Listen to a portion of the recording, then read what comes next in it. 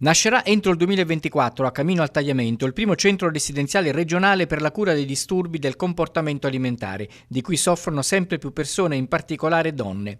L'esigenza di una struttura con queste caratteristiche, che fa capo ai servizi dell'azienda sanitaria Friuli Centrale, in attesa della nascita di analoghi centri per le altre aziende sanitarie, è stata ben spiegata nella conferenza stampa di presentazione del progetto a cui ha preso parte l'assessore regionale alla salute Riccardo Ricardi. È un obiettivo che ci siamo dati e l'abbiamo raggiunto ed è un servizio che o si dava impropriamente all'interno di una struttura ospedaliera oppure si prendeva dall'esterno.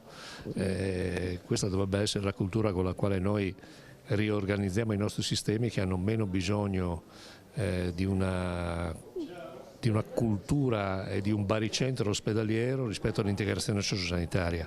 Quanto è l'impegno di spesa? L'investimento è intorno al 1,5 milioni ed è una posta già approvata dal Consiglio regionale in una norma di bilancio. I disturbi del comportamento alimentare nella nostra regione hanno un impatto importante sulla popolazione, come ci spiega il neuropsichiatra infantile Ezio Bertossi. I disturbi del comportamento alimentare negli ultimi 10 anni hanno avuto un'impennata notevole nei numeri.